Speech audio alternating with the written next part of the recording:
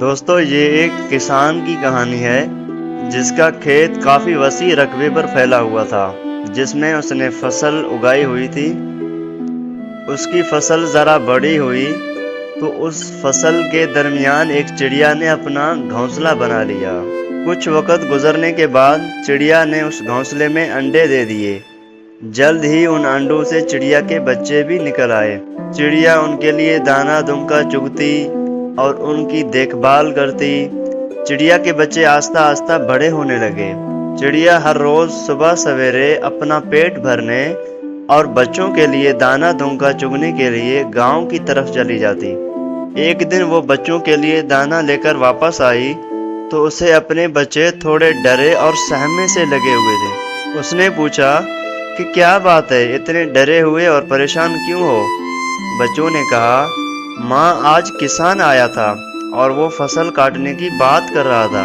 वो कह रहा था कि वो सुबह अपने बेटों को फसल काटने के लिए भेजेगा। हम डर गए कि इस तरह तो हमारा घर भी तबाह हो जाएगा।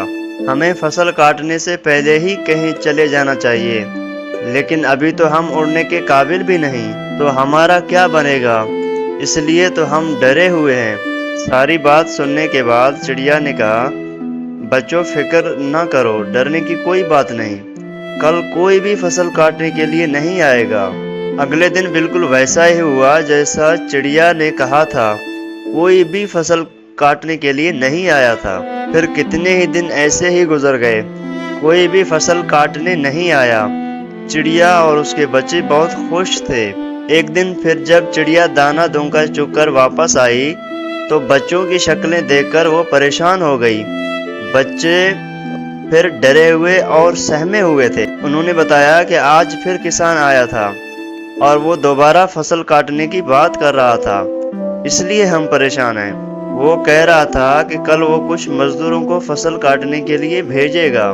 सारी बात सुनने के बाद चिड़िया ने कहा, बच्चों तुम बिल्कुल फिक्र ना करो, कल कोई भी फसल काटने नहीं आएगा।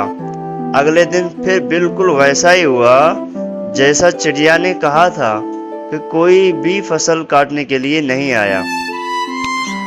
कई दिन ऐसे ही गुजर गए। बच्चे अब कुछ बड़े हो गए थे। एक दिन फिर जब चिड़िया दाना दुमका चुगकर वापस आई तो बच्चों ने बताया कि किसान आज आया था और फसल काटने की बात कर रहा था, लेकिन हमें पता है कि कोई भी फसल काटने नहीं आएगा। बच्चे कुछ मुतमईन दिखाई दे रहे थे। चिड़िया ने बच्चों से कहा कि वो उसे सारी बात बताएं। दूसरों पर भरोसा करके वो बहुत सारा वक्त ज़ाया कर चुका है। अब कल वो फसल काटने के लिए खुद आएगा, किसी और पर भरोसा नहीं करेगा। वो अपनी निगरानी में काम कराएगा। ये सुनकर चिड़िया परेशान हो गई। बच्चों अब हमें ये घर छोड़कर फौरन जाना होगा। हम अपना घोंसला कहीं और बनाएंगे। किसान कल ज़रूर फसल काटने के लिए आएगा। बच्चे बड़े हैरान हुए। माँ लेकिन पहले भी तो वो कई बार ऐसा कह चुका है, लेकिन कोई भी फसल काटने नहीं आता था। अब आपको इतना यकीन क्यों है कि कल वो ज़रूर आएगा? चिड़िया ने कहा, बच्चे मेरा बात गौर से सुनो। पहली दफ़ा उसने फसल काटने के लिए अपने बेटों पर भरोसा किया और दूसरी बार फसल काटने की जिम्मेदारी उसने मजदूरों की लगाई। तो जब आप अपने काम की जिम्मेदारी दूसरों पर डालते हैं तो आपका काम कभी नहीं होता। अब की बार किसान ने तय किया है कि वो फसल काटने खुद आएगा, अपना काम खुद अपनी निगरानी में करेगा। इसलिए मुझे यकीन है कि कल वो ज़रूर आएगा और अपनी फसल काटना शुरू कर देगा। बच्चे अब कुछ उड़ने के काबिल हो चुके थे, इसलिए वो सब वहाँ से उड़ गए, कहीं दूसरी जगह पर जाकर अपना घर बना लिया। अगले दिन किसान फसल काटने के लिए आया, लेकिन चिड़िया और उसके बच्चे वो जगह छोड़ चुके थे। दोस्तों ज़िंदगी में भी ऐसा होता है।